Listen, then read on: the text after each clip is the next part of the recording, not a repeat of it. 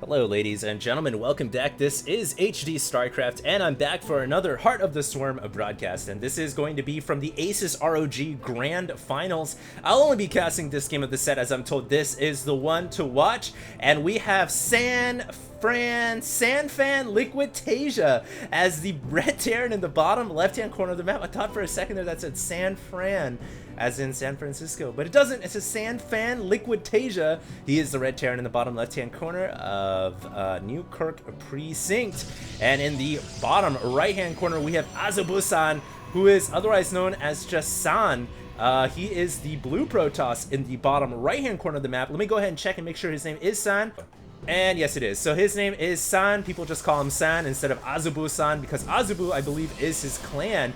And he is actually, he's been fiddling around in Code and Code S for a couple of years. So he is a very, very good Protoss player. I've never actually casted a game of him before. So this will be, I guess, first time opportunity for myself. So that'll be pretty cool. Also, I wanted to go ahead and start doing some Dota 2. I wanted to cast a couple of Dota 2 games that I've played. I'm not good or anything like that, but I just love Dota 2. Not really a League of Legends guy, I don't know why, but I do play some Dota 2 in my free time, so I have been thinking about casting a couple of games.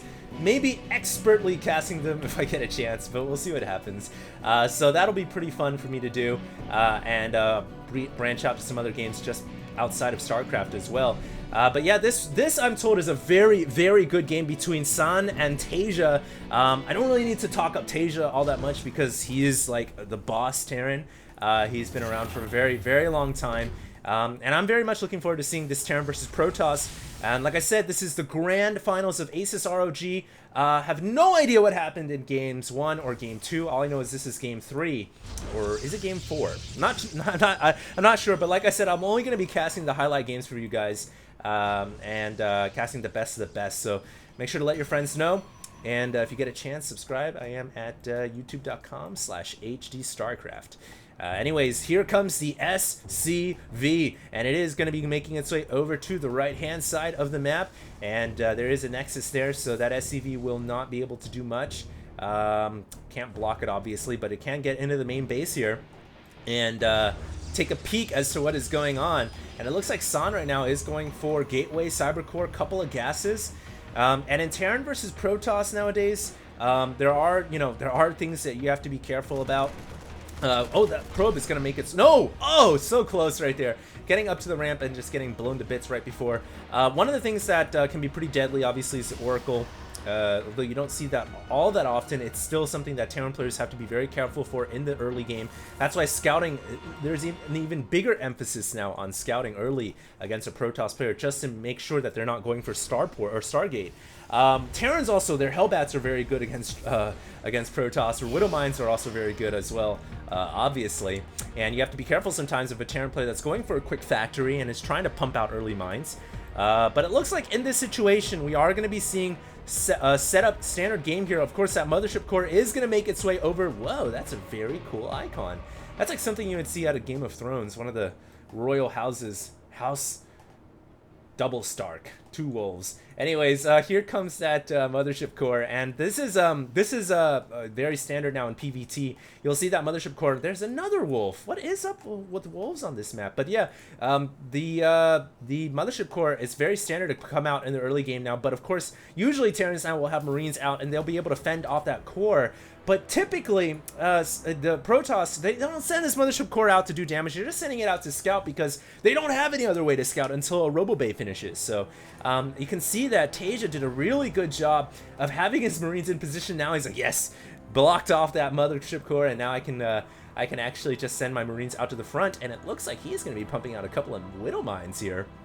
So we will be having a few mines coming out to join up with those Marines.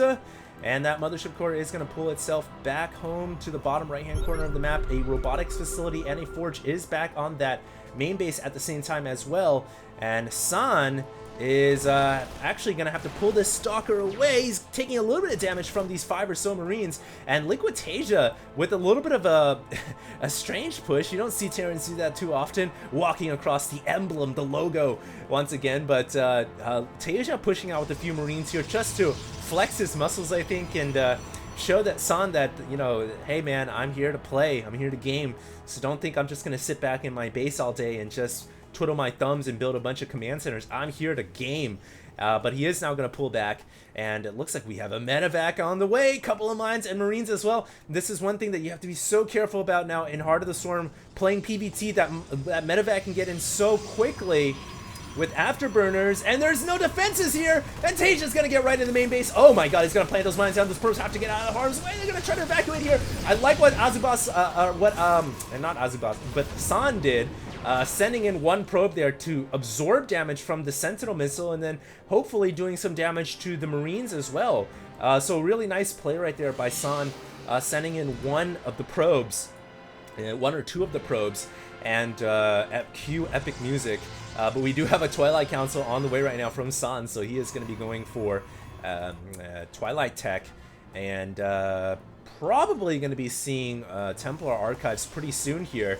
Although Taeja's coming back in with another medevac drop, and he is going to sniff out the charge lot upgrade, although he can't really tell, is it charge or is it blink, but he can tell that something is coming right there. Now he's going to go ahead and pull out. Interesting soundtrack right there, as the probe is going to be coming in now, and zap. Oh, he's going to try to take out that Marine, but no. Unfortunately, probes equipped with only a little taser, and the Marines are equipped with an actual gun, and everyone knows that gun owns taser. So yeah, it looks like Taeja now going to pull back with that medevac. Meanwhile, Observer has made its way across the map. There is a Warp Prism on the way. We are going to be seeing a Warp Prism coming out here along with Templar Archives. Very interesting here from San. He's still on 2 bases. He's now adding on a couple more gateways, but it seems like we're going to have a Charge Lot Archon type army with Warp Prism support. And the Warp Prism is still a unit to this day that doesn't really get that much action, even at the high level, but I still feel like a player that can use the Warp Prism to the highest degree can definitely, I mean, Whiterun, for example, is a shining beacon of where Protoss players should be heading towards with that Warp Prism. But here comes another medevac, and it looks like it's the same medevac, actually, from Taeja, dropping off one mine. Oh yeah, plants it down to block off the Nexus. And that Warp Prism now is making its way over to the left-hand side. It looks like it's loaded up with a couple of charge lots, a few observers at the front door as well. Charge isn't actually finished upgrading yet, and I think that's why San is waiting at the front here. He's waiting for Charge to upgrade, to finish upgrading. That Sentinel missile was not able to block the probe, but I think Taeja did this on purpose. He's keeping it on the outskirts so he can take out the probes when they maynard in. Very intelligent right there. As a Psionic Storm upgrade is coming up at the same time. A lot of things going on now for both sides. In fact, the production tab for the Terran player is just going out bonkers right now. But Charge has finished upgrading, so San can go ahead and go into the Terran main base if he wants to. Viking, though, is coming out of the main. It can sniff out that Observer, or that Warp Prism. And in the meantime, nice play by Taeja. Takes out a pylon at the top left. A Zealot is over here, is slashing down a few SCVs. You shall not mine! But these Marines will make sure that gets taken out. Meanwhile, that Viking, is it going to sniff out this Warp Prism? No, I don't think so. Taeja has it on patrol right now, which means it is not going to get close to seeing that that unit, that Warp Prism. Although, interestingly, San hasn't sent the Warp Prism in yet, and in the meantime, no probes have been maynarded over to this expansion. This Sentinel missile is just waiting here, just greedily salivating, waiting to just pick off as many units as it can. And it looks like the Warp Prism is going to fly in. Viking now being redirected to take out the Warp Prism, and the charge slot's very, very small damage indeed.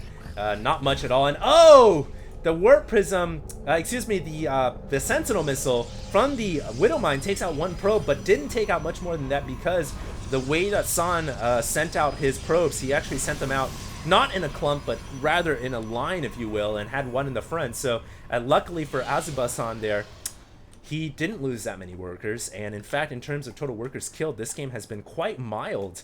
And you guys can see it's been a pretty mild game so far, but the action's about to get heated up here. Psionic Storm comes down, and of course, the Sentry using Guardian Shield to help mitigate the damage from those Marines and those Marauders. And finally, we do have a Robotics Bay on the way. San needs to get the Colossus on the field. That is one way to help prevent or to keep the Bio Army at bay. You want to get some Colossus out on the field to support your Templar and your Charge Lots. And finally, the first Colossus is inbound. No extended thermal lance yet, but you can expect to see that upgrade coming pretty soon here. Taeja, meanwhile, just picks off the Observer. Very nice play, keeping the Protoss in the dark. The Nexus is overcharged, however, and it looks like San is going to have to go in here. Once again, another storm coming down, but Taeja dodges the storm very nicely. A couple of feedbacks also hitting those medevacs, killing off one of the medevacs that were at full energy. And a Warp Prism now coming along the top side of the map, looking to prevent mining from going down at Taeja's third expansion. You will note that both players have 3 bases, and oh my god, the medevacs here are loaded up, but they have afterburners, and they're gonna fly in the main base, and there is a Templar there, gonna drop the storm down. Oh, what a great storm right there, hitting the Terran army. That Colossus will be able to make it out of harm's way. No, it will not. And it looks like the Mothership Core, they're coming in to overcharge the main Nexus. But unfortunately for San, he loses his Colossus. The fresh new Colossus coming out of the robotics facility did get dropped. And a terrible loss right there for San, from Taeja. So nice job right there for Taeja. And now we have a little bit of a electro-techno Tetris mix playing. You know, I think you get different soundtracks that go on when you watch different types of matchups, like PvZ, TvT, PvT, and since I haven't been casting too much Protoss versus Terran, this is one soundtrack I have not heard. But San here taking out these debris, and it looks like he is going to get stopped right there at the rocks. Meanwhile, it does look like we have some Zealots, some Archons, a Colossus coming over to the right-hand side. They will have to take out this Marine, and they will. And another Nexus is going to be coming down momentarily here for San. Meanwhile, that Warp Prism at the 12, still just fiddling about. And Taeja now has incorporated Ghosts into his army, so he's got the next level weapon of war here. Oh, that Templar was stepping on the logo. Disrespect, so Taeja takes it out. And here comes Taeja. It looks like, oh, one Widow Mine there, doing some good damage. And here comes the Ghost. Snipe, snipe, snipe. And man, Azubu-san, I've got to say, he's doing a pretty good job this game, despite taking, I think, the brunt of the damage from Taeja throughout. He's lost double the resources that Taeja has, and yet he's still hanging in there. He's got a 178 supply. He's gonna come in with a couple of charges, and here comes a big battle. Is there enough damage here from San to take out the storm? What a storm! Oh, what a crippling psionic storm that was. And Taeja has to evacuate up to the high ground, gets his units into the medevacs, and is out of there. Oh, that was scary. Plus 2 weapons now on the way from the Forge, and nice little color graphics update there to help be able to tell the difference between those upgrades. Yes, Taeja now has fallen back. He's taken a little bit more damage than he would have liked. And I've got to say, San now getting a little bit of momentum under his wings here. Maybe thinking about making a push over to this 4th command center. Both players here are on 4 bases, as you will note. Probes now beginning to saturate this expansion, and this game is really now starting to get heated up. 162 supply to 179. You can see for sure San, a former Code/Codas player, very, very talented, has the skills to stand toe-to-toe with Taeja, despite, I think, being at a disadvantage to start this game off. Has even it up. 7,000 resources lost for both sides here. Oh, every time I hear that Sentinel missile popping off, it's like, where's it going? Where's it going? And of course, doing a little bit of damage to that Protoss army. Warp Prism does get sniffed out at the 6 o'clock. Gets taken out by that Viking fleet.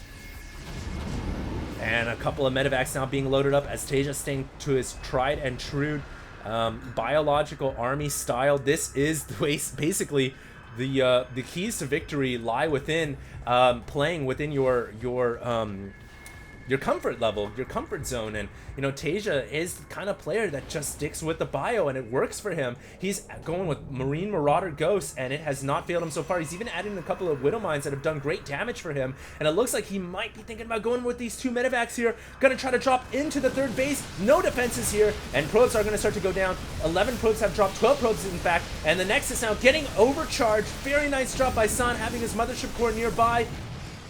And the medevacs now going up to the high ground, gonna go over to the natural expansion, looking for weaknesses here in the Protoss infrastructure where they can drop. There is a Templar here if San wants to go for a storm or feedbacks, and he is gonna go for that storm.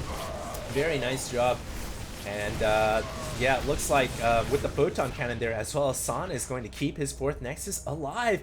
And this isn't something you see every day. Typically, it's a game where Taeja just pounds his opponent into submission because his drops are just so good. His control, his macro is just so good in the late game. But San is standing up to him here, and now he's going up to Dark Templar. We're going to have DTs coming out here, plus 3 ground weapons on the way as well. So San is really upping up the upgrades, although he's actually catching up, if you will, to the Terran armies, which already got plus 3 weapons. And here comes Taeja into the middle of the map. Got a lot of cyborg infantry here. The Zealots can't stand toe-to-toe with that. They've got to get out of harm's way. It looks like they're going to try to break down these debris here to bust through these rocks. It looks like San will be able to do that. He's actually got a little bit of an outpost up here at the 11 o'clock position, which can reinforce this engagement, this attack here. But the supply depots raise up, and this bunker is well fortified. Taeja can pull his Marines back into the bunker if he wants to. Although it doesn't look like he needs to. He's still got a Marine inside there. And meanwhile, big engagement going down here. Force fields coming up, and the Colossus coming out to play, and a lot of Vikings are there as well. So the problem here for San is he cannot stay and fight, because those Vikings, once they engage the Colossus, his Colossus is just going to fall down so quickly. So he needs Templar support. He needs to storm the Vikings, storm the Marines, and in fact he's adding on Fleet Beacon. He's going to go for Stargate. He could be going for carriers, ladies and gentlemen.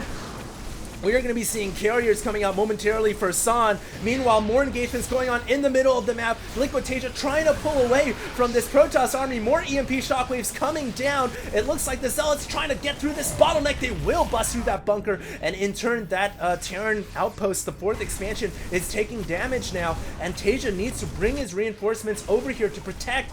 Buildings are burning. 9 SCVs, 10 SCVs have dropped. These Chargers are wreaking havoc, setting fire to the huts, burning the civilians and their buildings down. That might sound a little cruel, but in fact, they are slashing them down with psionic blades, so take your poison. But they are doing a lot of damage here, and it looks like, wow, Taeja is going to take tons of damage, finally bringing back a couple of cloaked cyborg ghosts to try to defend here, and the cloaked ghosts will be able to defend. PP has been called. I guess we have a little bit of pause because of a little bit of a lag. Like I said before, this is the grand finals of Aces ROG, and Taeja here. Oh, there's a Dark Templar there. You bring in Cloaked Ghosts. I've got Cloaked units as well. And this DT is going to try to slash that orbital command down, but a mule is brought into repair to keep the orbital alive at the very last second. Now a couple of ghosts coming in, finding out where that outpost was, where San was reinforcing. Although there are some DTs bringing in themselves, but easily sniped out, brought down by Taeja as a comsat was brought in at the same time. So that command center will be staying alive here at this 8 or 9 o'clock position. Meanwhile, though, San is going to push in with some Zealots, also threatening to make an attack over here at this planetary fortress, but it's just a distraction, so his Chargers can do damage. But there's a planetary fortress here, so it's unlikely that San will take that down. What a game this is. 14k resources lost per side, 25 minutes in, and I still don't know who's got the edge. It's 175 to 200 supply, with Taeja with just a slight supply lead. Both armies are +3 maxed out. Azubu-san here adding in not carriers, but rather going in for Tempests. I guess he's anticipating a battlecruiser tech switch from Taeja, but the idea to go for Tempest here is very unusual. Usually as a Terran, in Terran versus Protoss, you know, I mean, as a Protoss, you're not gonna go for Tempest because they don't do that much damage to the ground units here. They do most of their damage to capital airships. So unless San is thinking there's going to be dealing with battlecruisers, I'm not sure why he's adding in Tempest, but a couple of Tempests never hurts. There's still a nice way to round out your army, so maybe that's why he's adding them in. Plus, they can deal with the Vikings at a range. We'll see what happens here. But yeah, he's adding in a lot of Tempests. He's got 4 already on the field. 1 DT making its way in. Gotta be careful there. Comsat getting dropped down to Time Warp to slow down this army, and that'll make Taeja think twice about deciding to commit into this choke point. Very risky here for Taeja, but he's dropping out Comsats, I think, to see where the Protoss army is, and he can see that it's on the right-hand side here, and I think with the Time Warp field down, he's just gonna go ahead and pull away, and the Tempests now revealing themselves. Pew! Coming out, and Taeja, in response to Tempest, is gonna go for a nuclear missile. What the hell is going on in this game? This is so weird. In the meantime, the pocket expansion under attack from a Dark Templar, but a missile turret is on the way, so that DT most likely will get taken out. Although there are more reinforcements that could stream in here, but no, the DT has fallen, and it looks like Taeja is going to go ahead and pull back. The Protoss army now being allowed to come out of the confines of that top expansion. Both players now are at 5 operational bases. 1, 2, 3, 4, 5. 1, 2, 3, 4, 5. So this is such a sick, close game here in Terran versus Protoss into the late game, 28 minutes plus. Who is going to take this victory? One Widow Mine going down in the bottom right hand corner here, going to plant itself down. It can oh, the Tempest going to be able to take it out, it looks like. Although, whoa, using a Storm to take out a mine, not the most cost efficient way. Although that Templar has energy for days, so I guess it doesn't hurt too bad. But the mine is still alive, in fact. Taeja now going over to the top left-hand corner, and I gotta feel like, is San weakening his army by going for so many Tempests rather than going for carriers? I don't know. We'll have to see. Because the Tempests, they don't do as much damage as carriers do to ground troops. You can see here, damage versus ground is 36 with a pretty slow weapon speed. So it's not, you know, they mostly do their damage to big units, not small units, so I'm not sure why he's going for so many Tempests here, but he does have a lot of AoE in the form of Storm. Look at his army, though, just completely EMP'd. Has to pull back due to the EMP shockwave, let those shields regenerate, but as he stays in combat, those shields will not come back up, and it looks like Azubu-san now heading for the hills and trying to fall back into his photon cannons, taking a lot of damage here.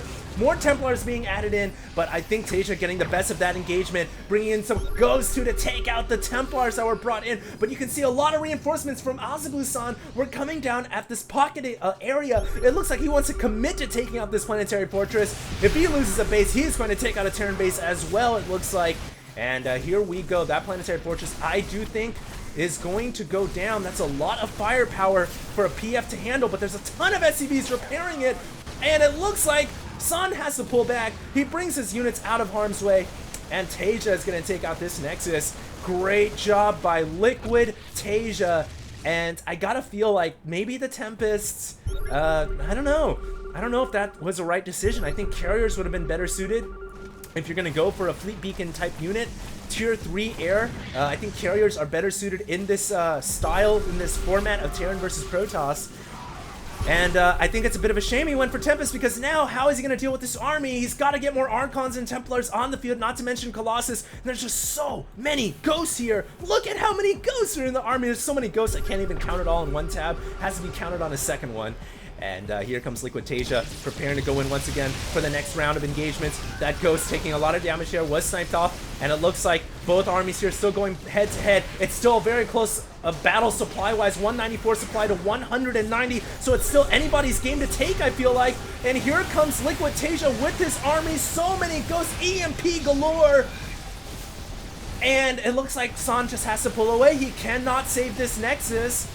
And the Nexus is going to go down. He just he didn't have his forces in position, has to let it go down. These Ghosts are a little bit straggling though, and Taeja has to be careful, doesn't want to let his Ghosts just go down for free. It looks like it was just bait though, so he could bring his Marines, Marauders, and his Vikings to engage once again.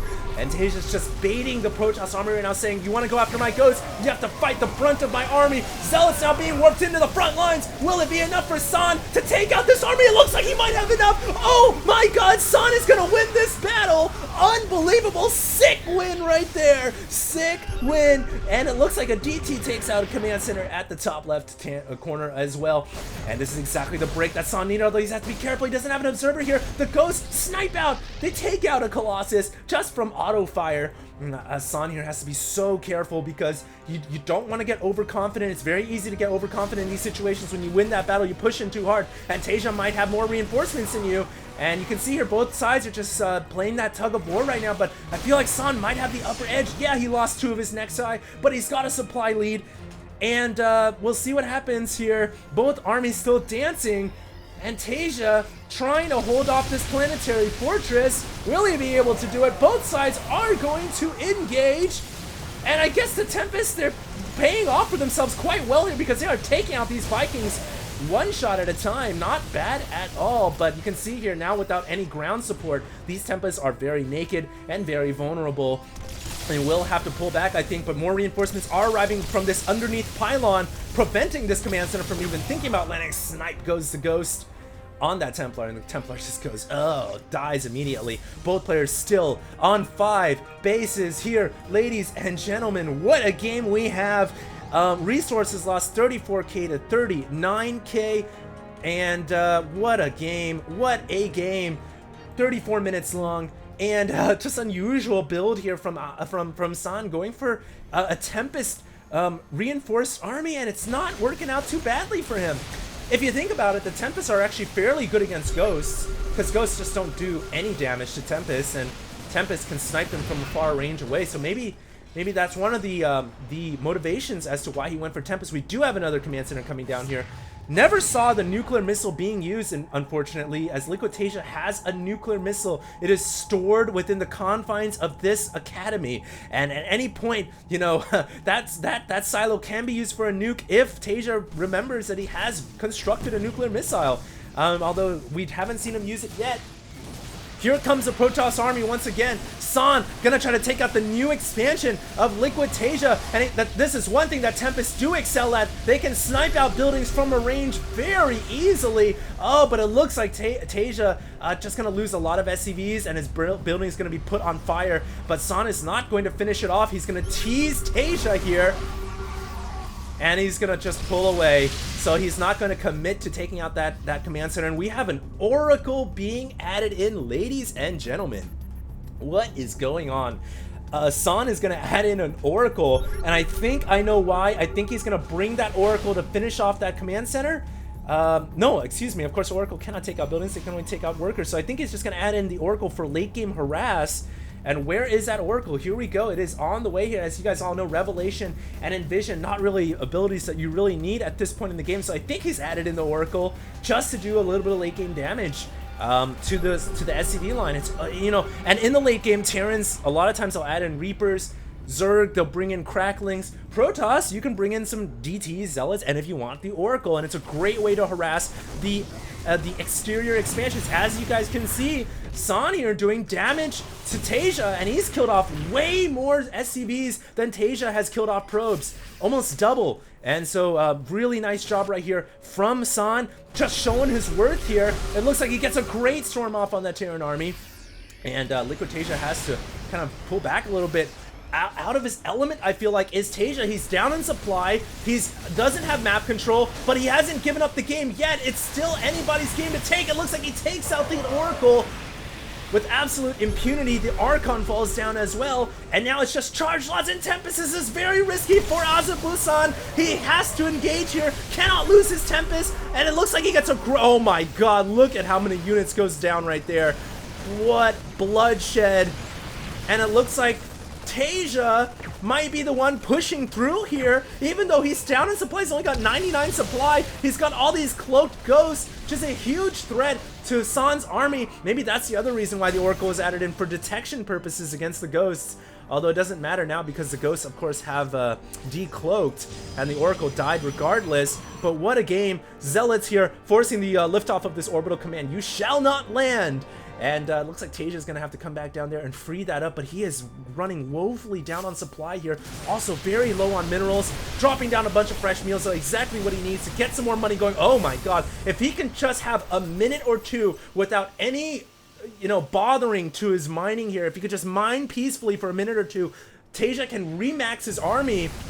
But oh my god, this army is just going to come in from San, and he's going to take out the planetary fortress. Easy peasy lemon squeezy. And Taeja has nothing he can do about that. He's just too low on army. He's only at 101 supply. Gonna come in and engage again, but oh, the Vikings just getting obliterated over this hole in the ground. But they do take out some of the Tempests at the very least. It looks like Taeja pushing in with his ground troops at the same time, though he's going to lose his orbital command. What a shame. And Taeja is just out of money. GG calls San fan Liquid Taeja, and San is victorious. What a game, 40 minutes long. Hope you guys enjoyed. Once again, if you guys have any sick replays like this, feel free to cast or send them in to me for casting at HDreplays@gmail.com. I'll see you guys in the next cast. I'm off to the track, and hopefully afterwards I'll have more games for you guys, and I want to try to branch out and do a couple of Dota 2 as well, so stay tuned. And this is HD signing out.